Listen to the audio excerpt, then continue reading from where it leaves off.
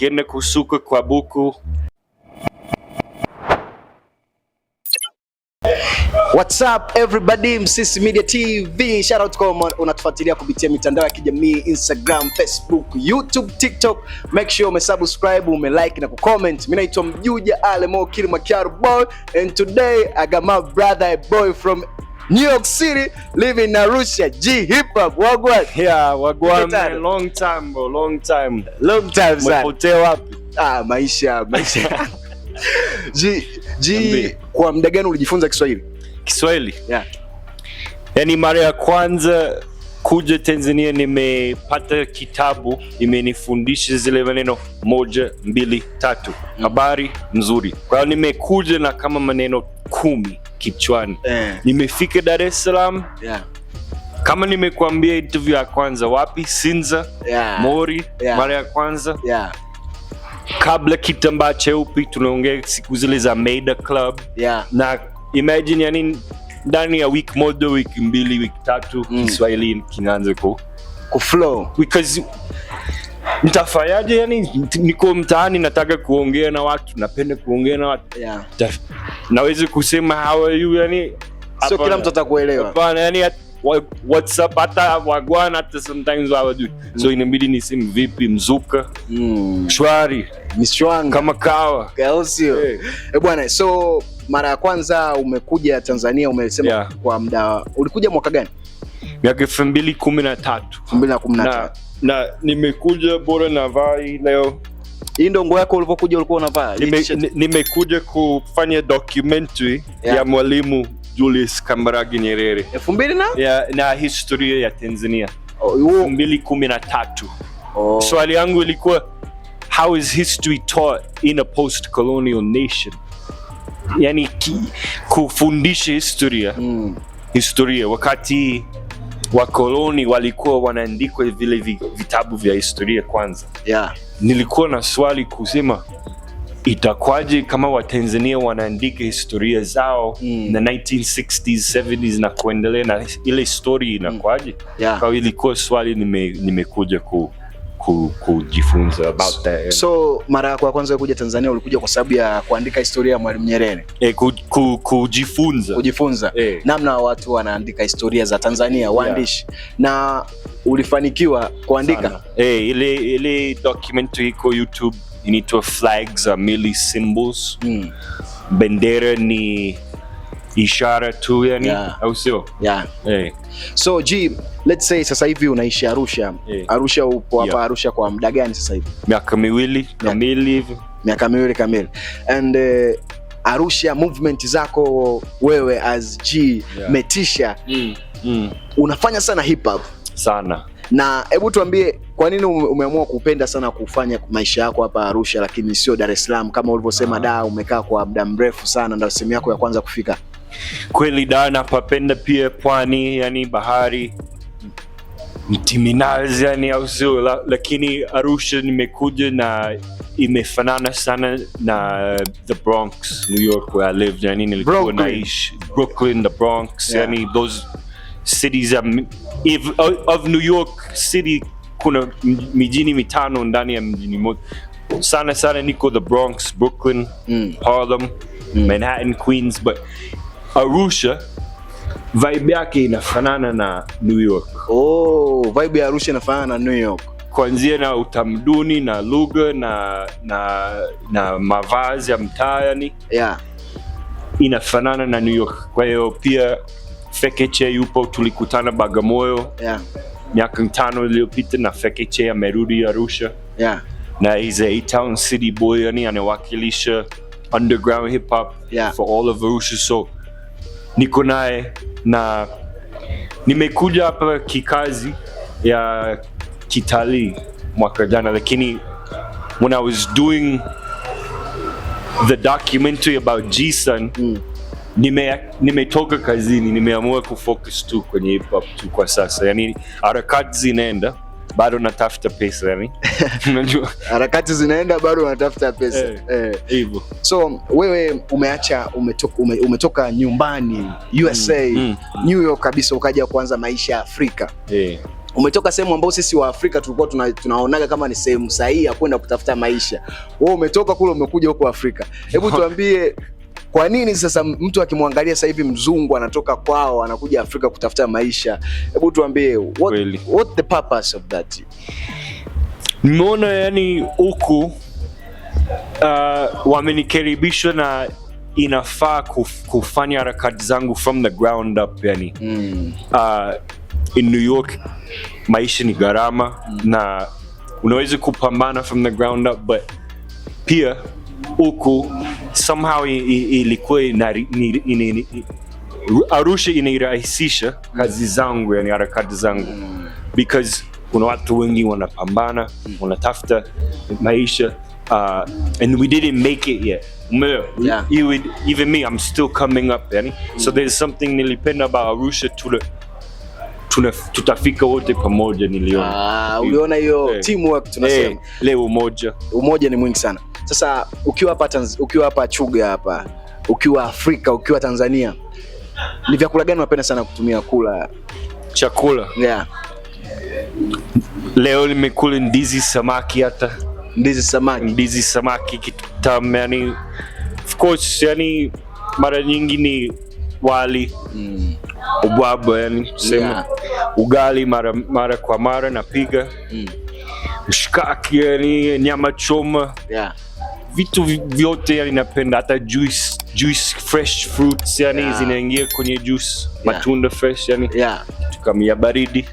So hapa Bongo kuna mboga moja ya majani inaitwa matembele. Ushakulaga matembele? Nilikuwa Bagamoyo na Tausi aka Mama Salma. Tembele fulani hivi tembele na ugali tuligonga. Kwa dagaa vipi? Dagaa ugali hawapanda? Yapiga. Dagaa ugali unapanda kabisa. Piga ugali dagaa sana. Chakula gani ambacho unakipenda sana zaidi? Cha Kiafrika, cha Kitanzania? Kwa kweli sana yani ukisema wali samaki nazi yani nakumbuka hii sana. Wali samaki nazi. Okay, ngoja tuzungumze kuhusu harakati za muziki wa hip hop. Right now hip hop iko more active sana 2026. Hip hop imesimama sana. Hebu niambie wewe ambaye unafanya harakati za ground kabisa na kuona unakuwa kwenye matukio ya viringe vya hip hop hapa Arusha. Umepambania sana na kuona kwenye viringe vingi sana. Unaona vipi soko la hip hop? Soko la hip hop inaenda juu sana kwa sababu unaona watu wanatoa videos zaidi, wanatoa hata street fashion zaidi, merchandise zao na tracks zina lead to the albums. So kwa mfano Watengwa wanatoa na album mwaka huu. Na mimi mwenyewe sana nilianza na open mics hapa, organize open mics, kuongeza umoja kwenye jamii wa hip hop. Baada ya open mics tulifanya show kubwa Billy's River kule. Alafu now tunajiandaa kufanya open mics tena, but before that mbona tulikaa kimya kidogo?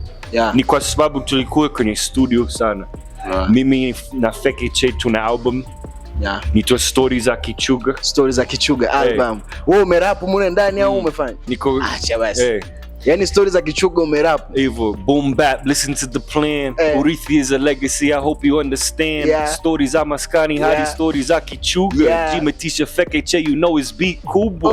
2025 documented X Plastic. This is G-Son, Eco YouTube rappers. Learn about the legacy, study XP. Alafu nempiga track Nakamawa XP. Everything is everything. It's all meant to be.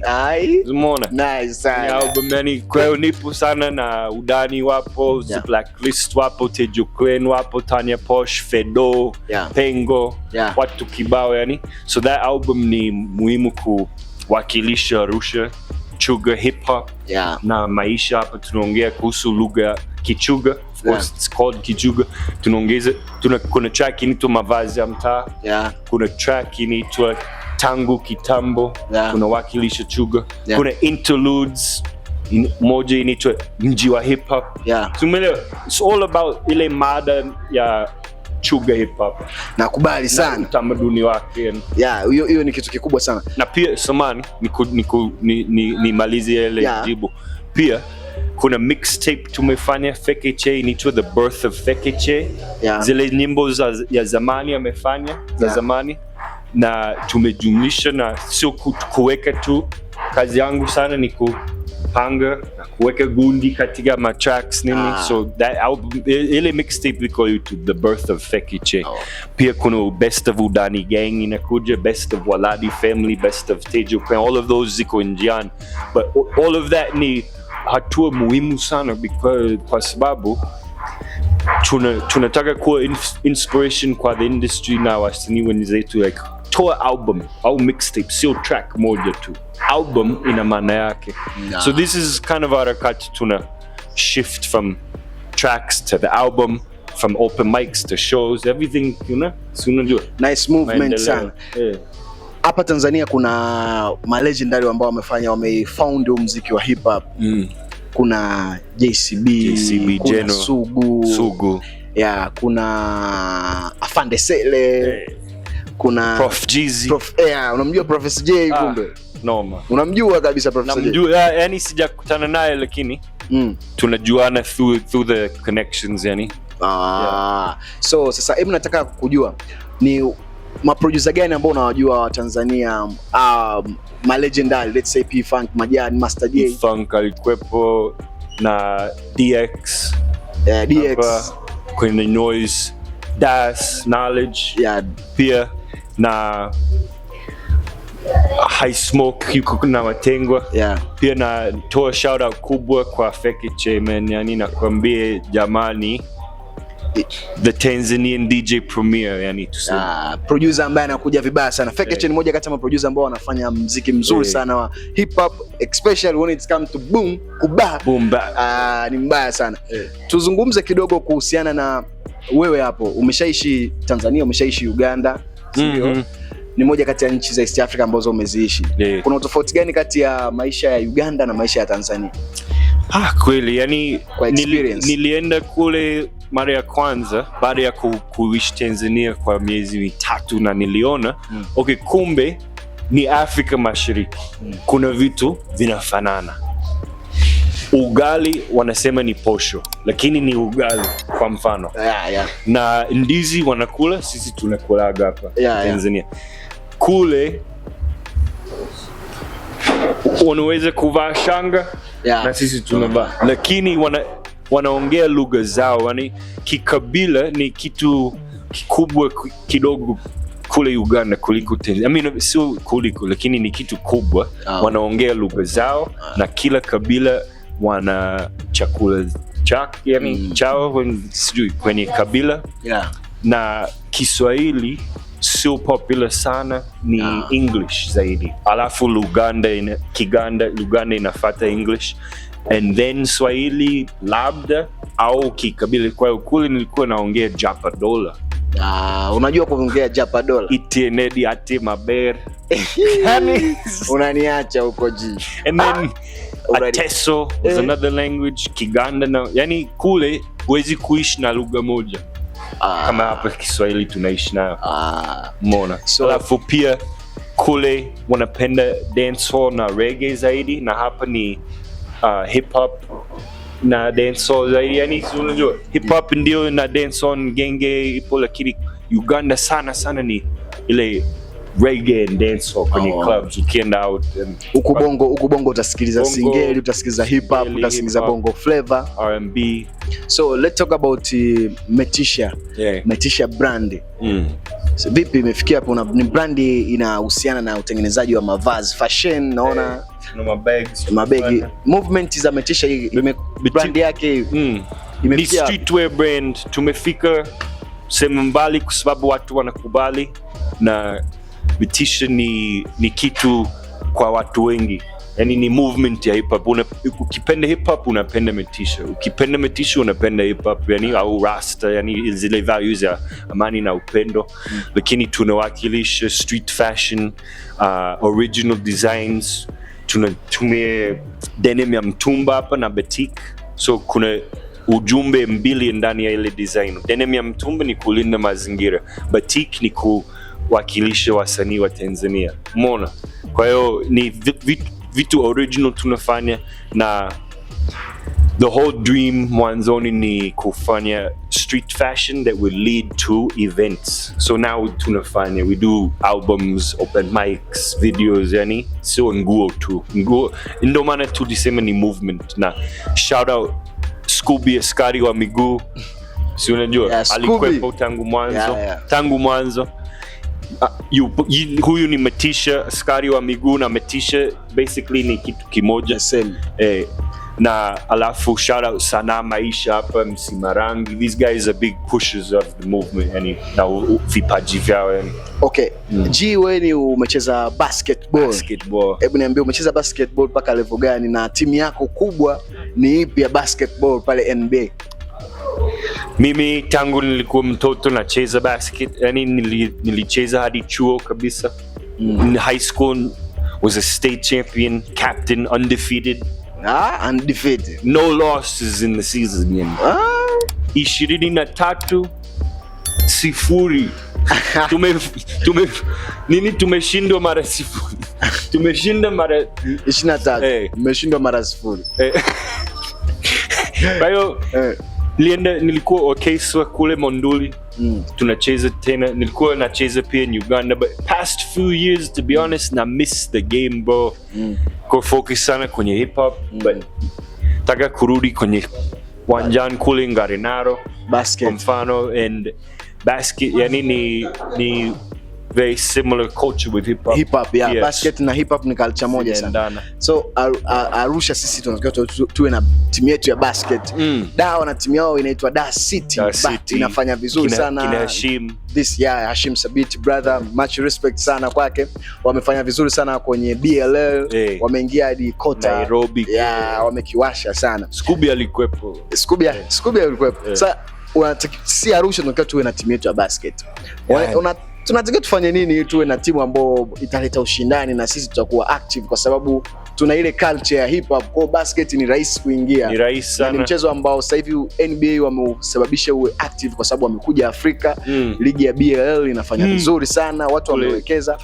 Tunataka tufanye kitu gani ili basket ianze sasa kuwa active? Na wewe pia nataka nikuachie ili jukumu. Sawa. Kama ulivyoanzisha mifumo ya hip hop kule Uganda, niliona watu wanapenda basket pia, lakini nilikuwa kwenye chuo alafu hamna wanjani wa basket. So mimi niandika a great proposal, nipata hela kutengeneza wanjani wa basket. So ile ilitoa hatua ya kwanza kuongeza vibe ya basket kule kwenye kijijini tulikuwa Uganda, lakini watu wengi walikuja wanjani kucheza kila siku na kila jioni, na by the end of 6 months, baada ya miezi 6 tulikuwa na team ya chuo.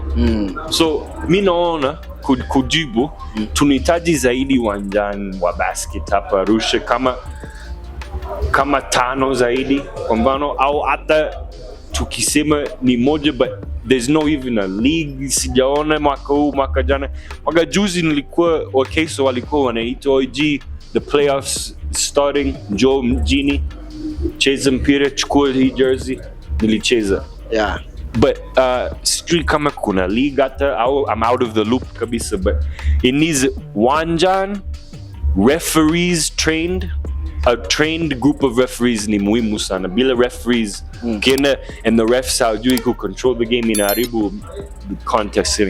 So referees and coaches trained, one more basketball courts, and then we have a utamaduni wa basket, but right now is lacking courts, refs and coaches, and therefore tunataka tuwe na viwanja, alafu pia tutafute hao watu ambao wataweza kuongoza kama marefari, makocha, so na sponsors.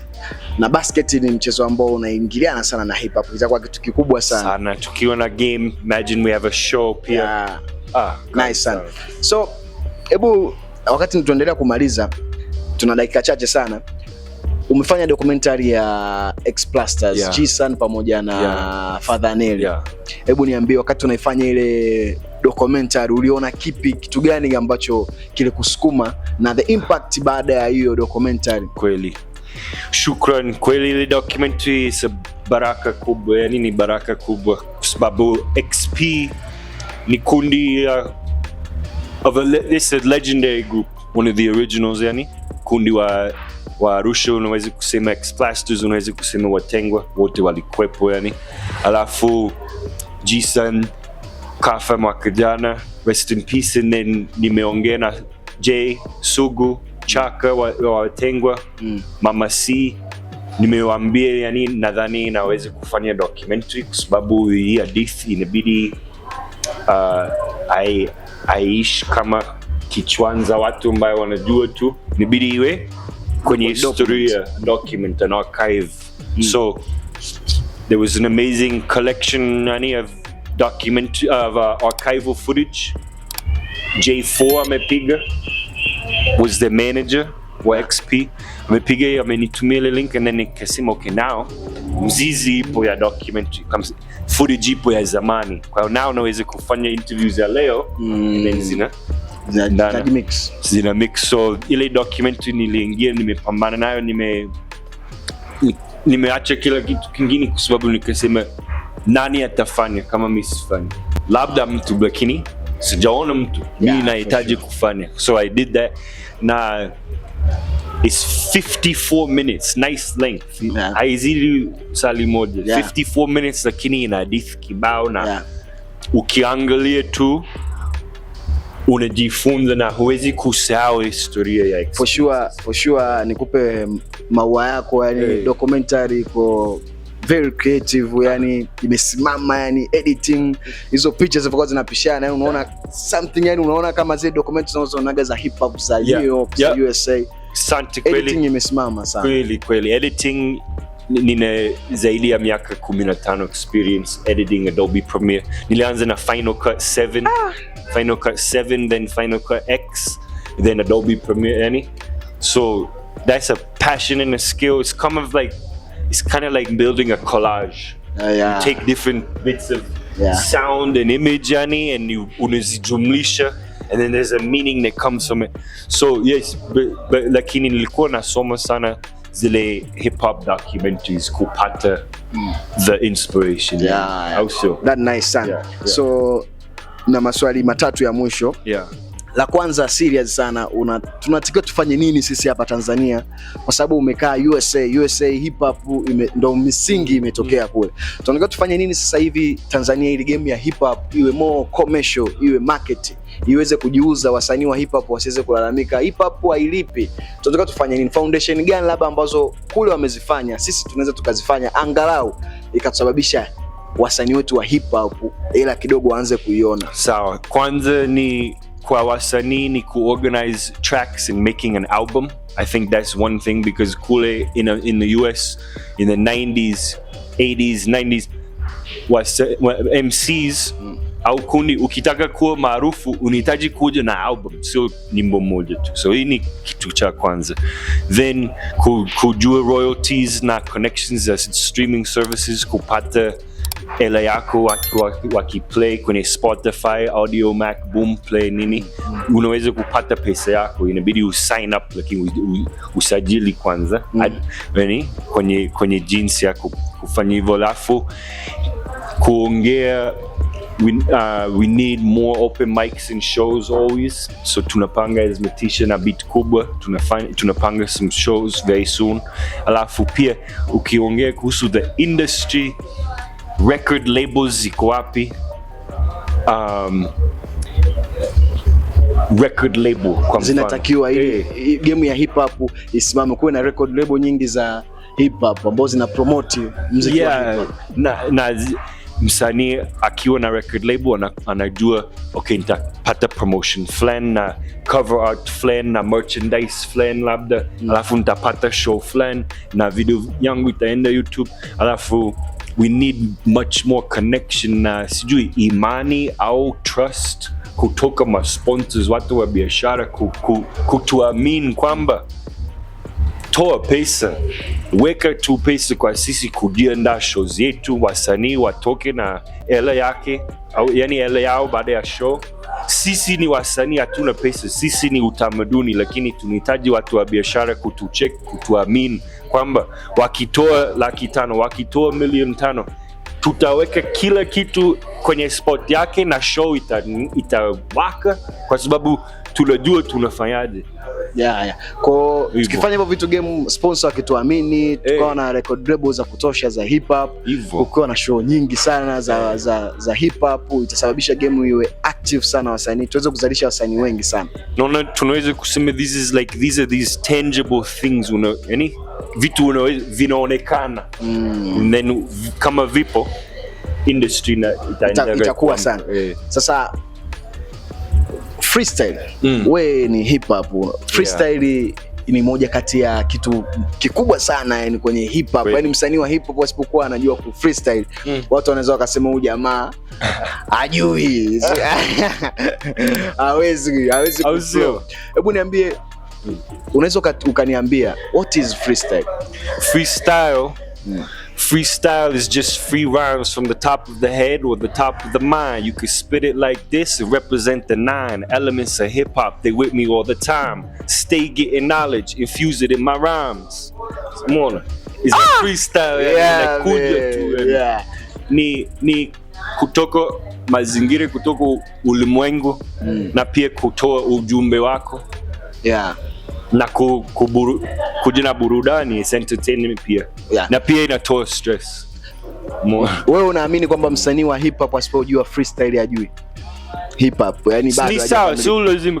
Kama some MCs wanasema si freestyle, mimi naingia booth au naingia show kwenye verse zangu, ni sawa, ni ujuzi fulani yani.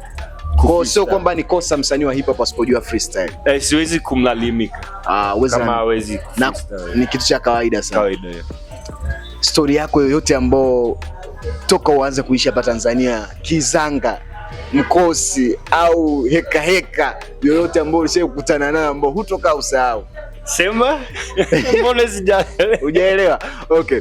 Ni moment gani ambao XP katika miaka mitatu, zaidi ya miaka 7-8 mimi hapa Tanzania, miaka 7-8. Ni moment gani ambao ushakutana nao ambao hutoka usahau? Kitu chochote, tukio, moment mimi imepita alafu ilikuwa mbaya.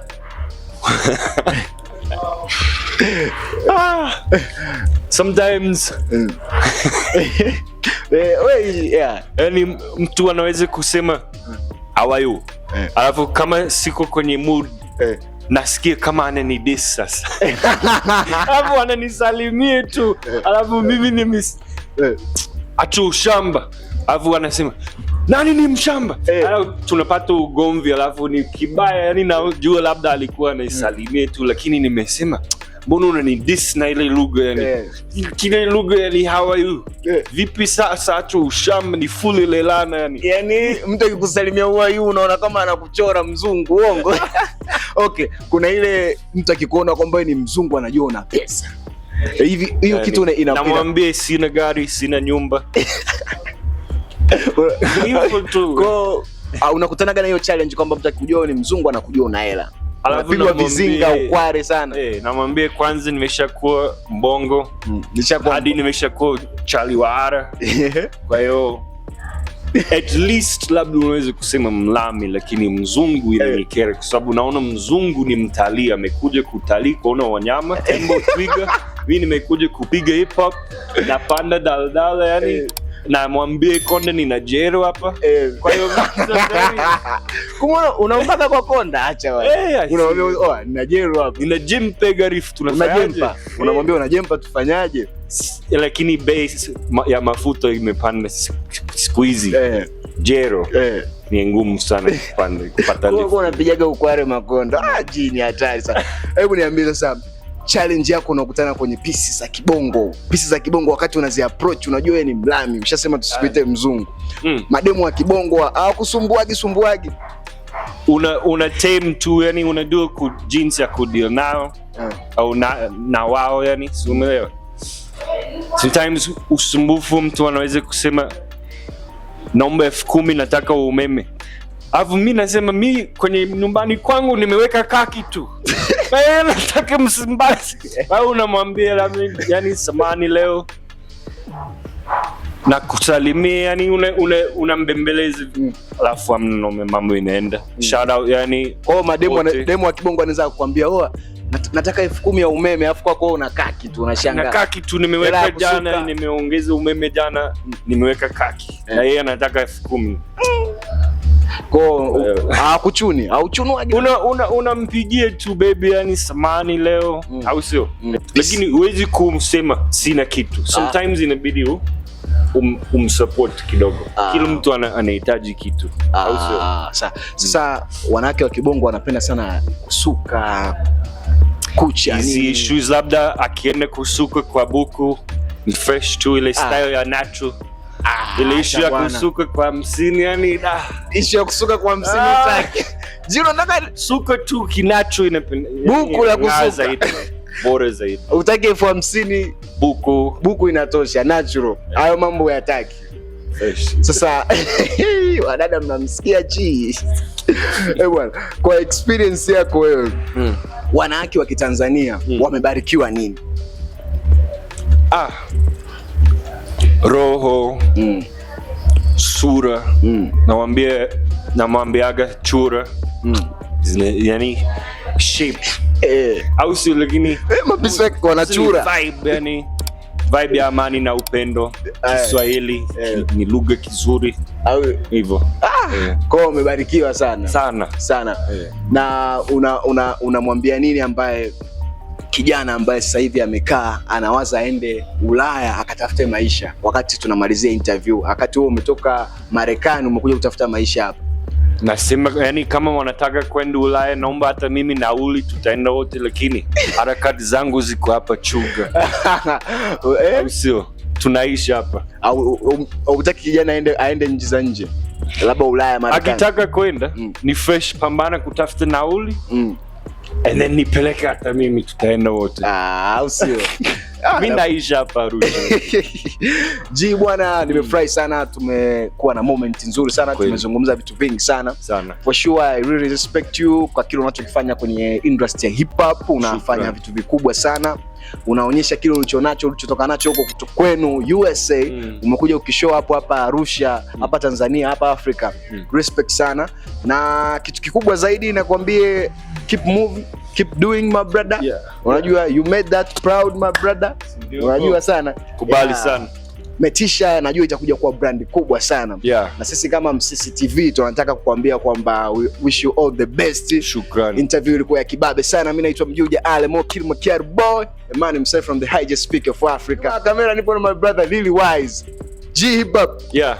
Big up Msisi TV. Interviews zinasaidia sana, yani ku connect na washikaji na wadada na wajamii, yani watu hapa wa Arusha. So shukran bro, yani big up, ifike dunia nzima. Au so ifike dunia nzima Msisi TV. Bless.